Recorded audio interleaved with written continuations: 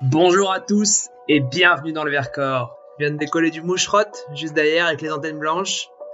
On est au-dessus de Grenoble. Aujourd'hui c'est cool, j'ai pu partir à pied de la maison. Je suis monté un stop à Saint-Nizier et là je viens de décoller. Donc là on descend droit vers le sud sur les faciès du Vercors.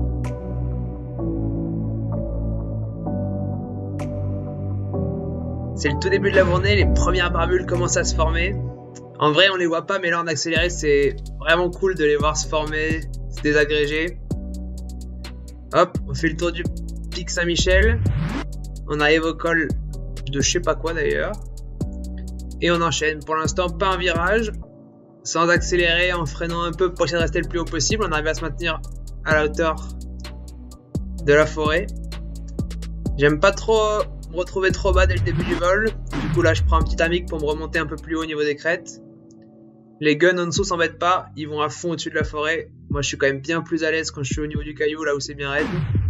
Là je vois un petit col, j'essaye de passer dedans, mais bon, je dois faire le tour, je suis trop bas. À gauche, un planeur vient de nous dépasser, pareil, eux ils sont pas pressés. Ils vont vite, mais ils enroulent moins bien. On le voit au fond qui commence à enrouler.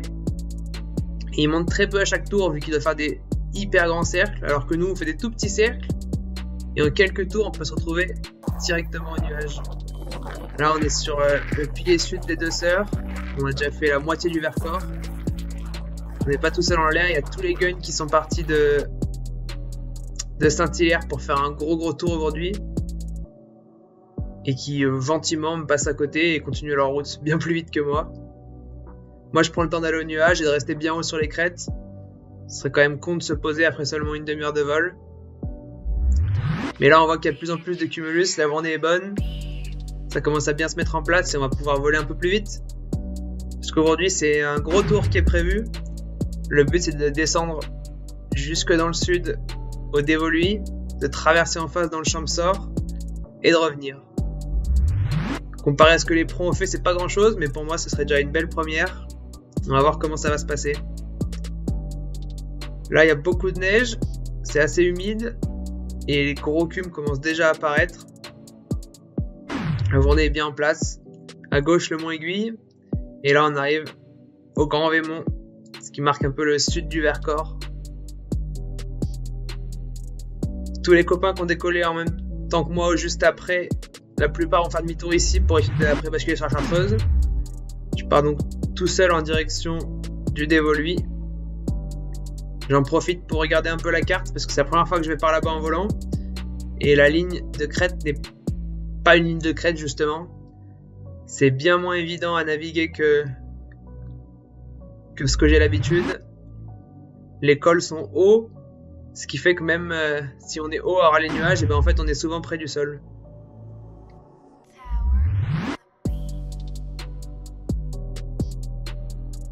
Après une petite remontée au nuage. Profite de la vue sud Vercors.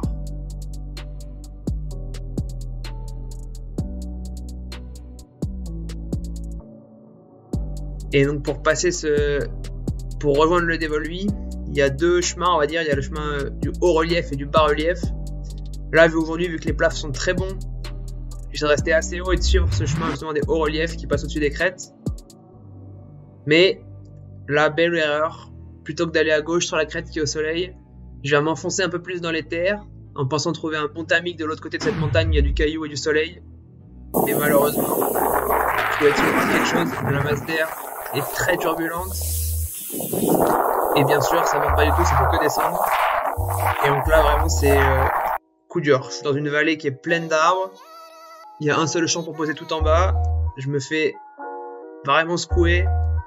Et surtout, je trouve rien qui me monte et qui permettrait de sortir de cette vallée.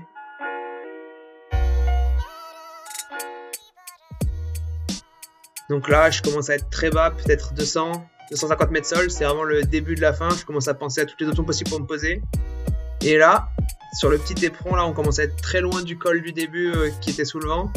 Là, je commence à trouver une masse d'air un peu plus saine. Et puis surtout, il y a l'air d'avoir un bon timing dans le coin. En m'appliquant un peu, en arrivant en haut du rocher, je finis par le trouver. Et là, vraiment, c'est le moment de souffler. Ça fait plaisir de ne pas se retrouver bloqué là au milieu du Diois. Je connais même pas le nom du bled. Clairement, belle erreur. de se retrouver comme ça, là, piégé dans une vallée un peu sous le vent, sans connaître.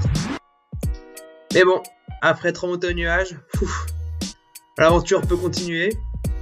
Cette fois-ci, je fais vraiment gaffe à rester le plus haut possible tout le temps, même si je vois des ailes qui avancent un peu plus vite ou qui partent avant d'être au nuage. Là, je prends le temps de monter tout en haut avant de traverser pour que je arrive le plus haut possible. Et cette traversée du col de Lussacroix se passe, on va dire, sans encombre. J'arrive à rester bien haut. La journée est du coup très entamée vu le temps que j'ai perdu à aller me perdre au fin fond de la vallée puis ressortir. Tant mieux, ça fait des plages plus haut et c'est plus confortable.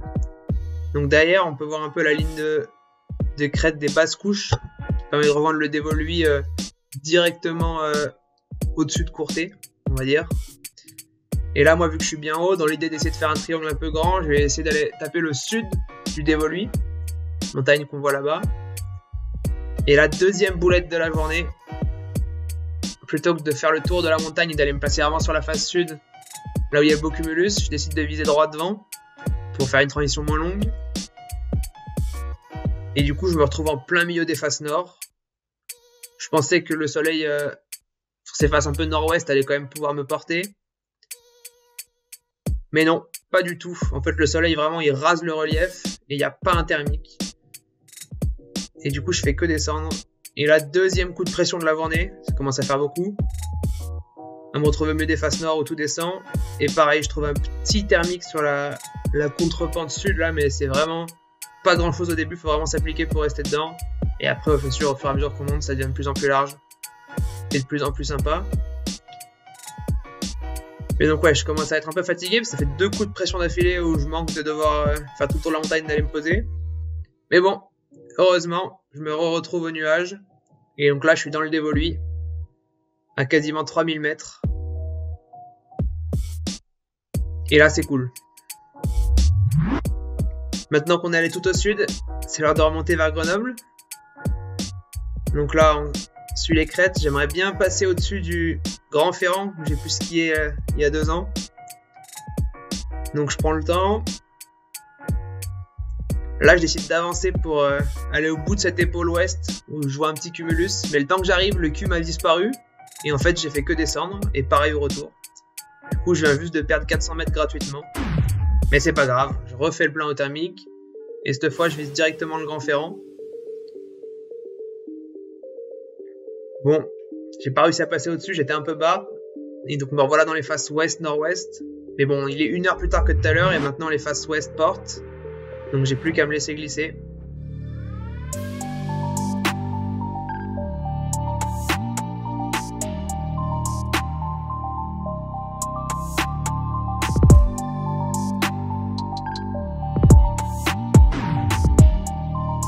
Je trouve un bon thermique sous la tête de Loubiou qui m'amène direct au nuage. Et là, on commence à voir la vallée au fond qu'il va falloir traverser. Je connais toujours pas le coin, du coup, je passe pas mal de temps sur le téléphone pour regarder un peu les traces des années d'avant, voir exactement quelle montagne il faut taper, parce que là, on est très haut, tout paraît accessible. Et c'est pas forcément pour ça que ça raccroche partout.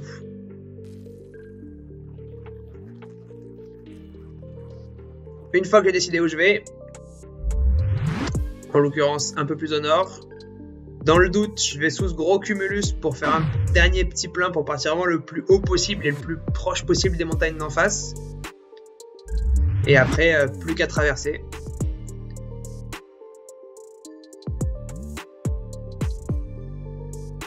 Donc là, on vise pas la première crête en herbe, mais vraiment la deuxième en caillou au fond.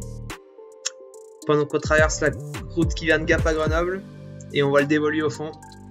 Magnifique, j'en profite pour manger ma petite pizza. Enfin, l'heure de souffler un peu, ça fait du bien après toutes les péripéties du début. Big up à mon boulanger d'ailleurs. Une pizza à chaque vol, c'est la base. Pour la raccroche, direction le Roussillon, c'est la montagne triangulaire devant. C'est un peu les avant-reliefs du Coirot, qu'on va essayer de survoler juste après derrière. Là, la brise arrive très fort du nord-ouest de Grenoble, on va dire de la gauche. Donc ça vaut vraiment le coup d'aller se mettre au vent du relief, pour pas se faire détruire par les turbulences. Et aussi pour tenir en soaring le temps de trouver un bon thermique qui nous monte plus haut.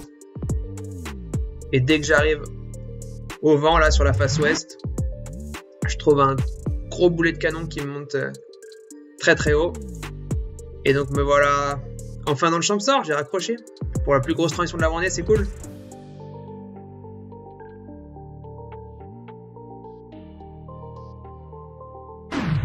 Assez tard dans la journée, il y a des bons thermiques partout. C'est vraiment la partie, on va dire, un peu plus facile et détente du vol qui commence. C'est pas une raison pour s'endormir non plus, hein. Les thermiques sont bien costauds et ce serait dommage de se prendre la voile sur la tête aussi proche du sol.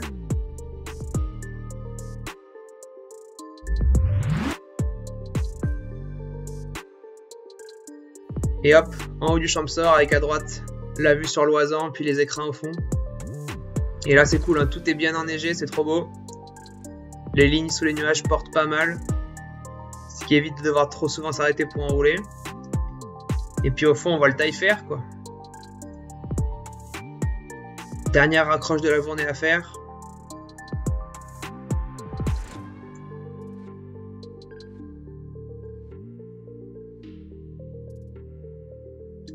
La face du Taillefer est bien impressionnante avec des grosses pyramides et des gros couloirs de neige au milieu.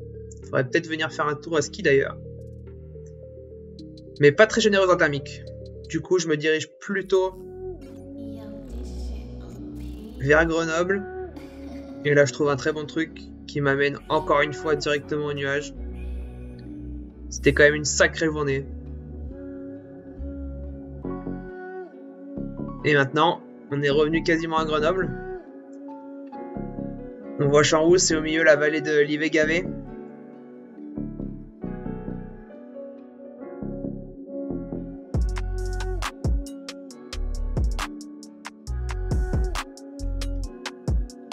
Je pensais trouver un bon thermique sous ce cumulus là au niveau du col devant Champs-Rousse. Mais rien d'intéressant. Donc je continue ma route jusqu'à Champs-Rousse. Ici on commence à bien sentir le vent du nord qui était censé se renforcer en fin de journée. Et donc ça plane pas aussi bien que ce que je pensais. Et l'entrée sur Roche-B à Champs-Rousse est plus plate que ce que je pensais aussi. Du coup je me retrouve assez vite proche de la forêt sur une zone plate sans trop pouvoir m'échapper. Pas très agréable. Donc je garde un peu de marge pour pouvoir m'échapper au cas où ça fasse que descendre. Mais je finis par réussir à trouver un bon thermique. Et hop, me voilà au-dessus de Recoin et au décollage officiel de Champs-Rousse. Ça va faire 5h40 que je vole. Ma carte SD est donc à quelques minutes d'être pleine. Donc les images pour aujourd'hui s'arrêtent. Moi j'ai continué dans le Beldon au nord, en direction du Grand Colomb qu'on voit derrière. Et jusqu'au Settlo après. Histoire d'agrandir un peu le triangle et puis de profiter des thermiques du soir très sympathiques sur Beldon. Et maintenant voilà la minute youtubeur. N'hésitez pas en tout cas si ça vous a plu à me lâcher un petit pouce bleu ou à mettre un commentaire. Donc voilà une vidéo un peu plus accélérée que d'habitude, un peu plus dynamique. J'ai essayé de passer pas mal de temps à raccourcir pour que ce soit moins long et que ce ne fasse pas une vidéo d'une demi-heure vu la durée du vol. J'espère que ça vous a plu. Sachez en tout cas que c'est la dernière vidéo avec une qualité on va dire aussi aléatoire avec autant de sautilleuils et de couleurs un peu ternes. Puisque j'ai investi dans une nouvelle caméra qui rend plutôt bien. Faire un vol dans les Aravis avec vue sur le Mont Blanc, c'est vraiment pas pareil. Là je passe beaucoup de temps en montage à restabiliser après coup les vidéos pour que ça fasse pas trop mal aux yeux, mais ça fait quand même un peu mal aux yeux. En tout cas c'était une sacrée balade et ce fut un plaisir. Allez, ciao!